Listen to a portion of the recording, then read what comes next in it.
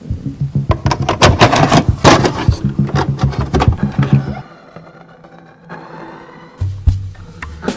if I join your little party?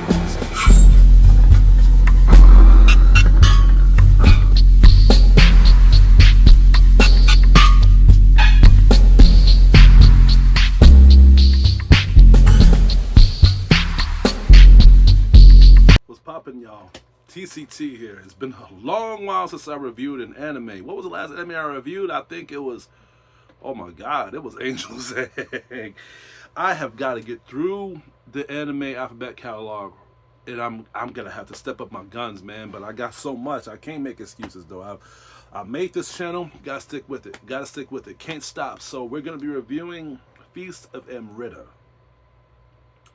Feast of Amrita is an indie short horror film that has been directed by Saku Sakamoto. On their way home from high school, Tamahi and some of her friends and classmates are shocked as they all witness someone fall from the rooftop of a nearby apartment. But all that is just a horrifying beginning of what's to come as they witness a strange building with nightmarish monsters awaits their arrival. I thought this project was okay. It wasn't. I wanted this project to be good, man, because I was looking into something to watch in a horror Halloween season, and this is one of the last projects that my wife and I was watching before November, and it was okay. It was all right. It has some good points, but at the same time, I can see why critics and review websites gave this anime a hard pass. But I'm gonna go a little light on it.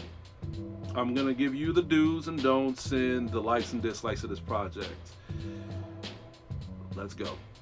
The anime picks up at a very, very fast pace. As soon as the damn project starts, we are already introduced to Tamahi and her friends, and they already witnessing the suicidal events. And little do we know it, all hell breaks loose in this abandoned building. Now, I thought that was cool. I thought, hey, you just getting right down to the horror about a short horror film. Hey, you got to do what you got to do, right? That's the good part. The bad part is we're lacking character variation.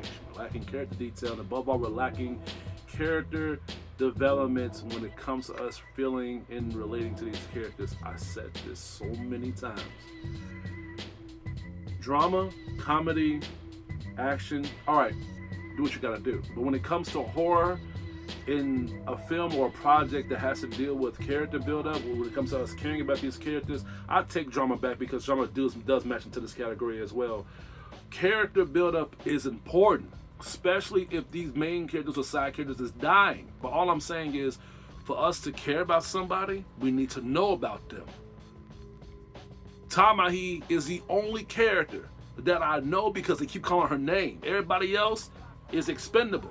And they even try to pull a cute card too by showing us a 2-minute cutscene of them being in a fucking bus. How cute. Like that was, like we gave a fuck. Like, like that was gonna carry the whole damn project. Us being like, damn, these characters must be very cool with each other. No. Oh, and then they showed another scene where Tamahi was joining hands with another female too. So I don't know if they're like a couple or they're they're like at the experimental age of their youth where they're trying to get a rub off. I don't know. We don't know. We don't know. I said I was gonna go easy on this film. Damn, I'm sorry. Shortly after that, this is where the horror begins to take place as these girls are into this abandoned building, and it's filled with monsters, it's filled with demons, it's filled with questionable creatures and tentacle monsters. Japan cannot escape these motherfuckers. But I thought the horror activity was good.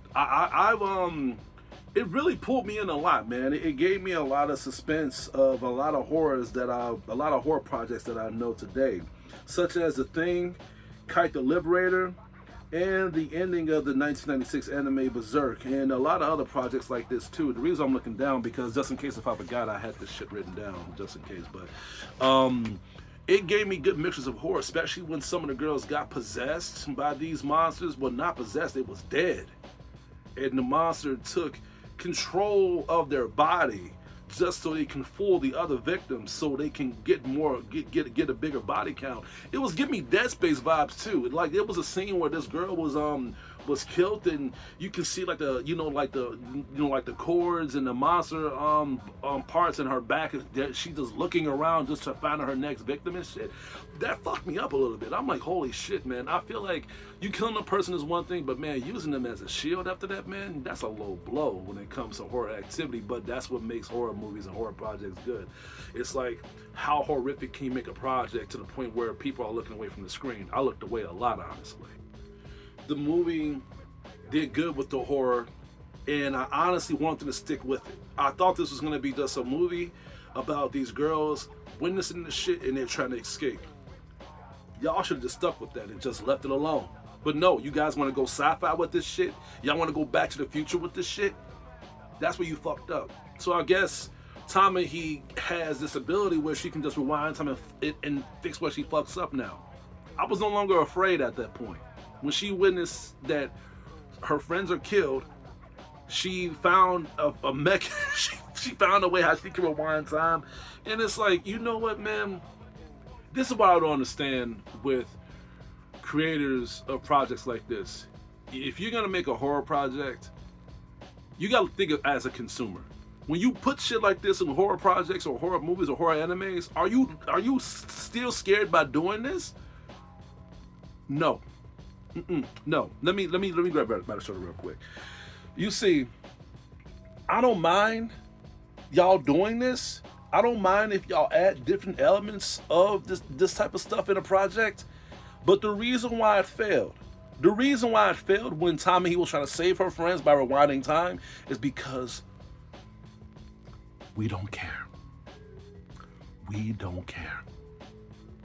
So when you try to rewind time for somebody to save characters that we don't give a fuck about, it don't add build up. It just adds a waste of potential. It does. In my opinion, after her friends was killed, she should have just tried to leave. Let's talk about the good things about this anime. A lot of people may bash me by saying this, but let's talk about the still frame animation of this project. I didn't mind it. Now, if it was a mainstream anime that was doing this, that's normally doing fluid animation, then yes. But Feast of Amrita's animation was good. It kind of pulled me into like the reading aspect, like if I was reading a manga, and like each page was them just like them going through traumatic horror experiences. So I thought the still animation was good. I thought it pulled me in, but it was a double-edged sword, because when there was scenes where they had to run, or when it was falling, or when there was some scenes where they had to just like when they had to have fluidity involved, they just skipped a few beats, and it's like no, no. Especially the part when Tommy, he was falling and like the glass shattered and she screamed right before. It was funny. It's kind of I don't know if I could show that part, but it was hilarious, man. It was like, damn, like the more I was watching this movie, the more I was not taking it seriously. Overall, this anime was short. It fell short, and it was cheap. I only bought this for like $5 on the Sentai Filmworks website. It, like the cover was enough to pull me in. I'm like, man, this looks pretty good. You know what I'm saying? Like, but things are cheap for a reason. Things are cheap for a reason. But I bought cheap projects that was great, so I'm not gonna hold that out. I'm not gonna hold that torch all the way. And I heard that these niggas got a sequel. A sequel? Y'all, this movie was that successful? I'm not gonna watch the sequel. I'm not. Because I heard, even though this movie made enough budget to make a sequel, I heard that the sequel was even worse. So I'm not spending another dime on this project. Saku, you did good, but it wasn't successful. I'm gonna have to give Feast of Amrita. This is gonna hurt me by saying this. I'm gonna give this. I'm gonna give it a C minus. I'm gonna give it a C minus. Yeah, C minus. I was thinking about a D, but it's a horror anime. It passed as a horror anime. It's just all this other elements and shit, bro, is what fucked it up. That's the only thing about it. Like, it passed as an anime that's horror, but it failed with the categories of what it needed. You know?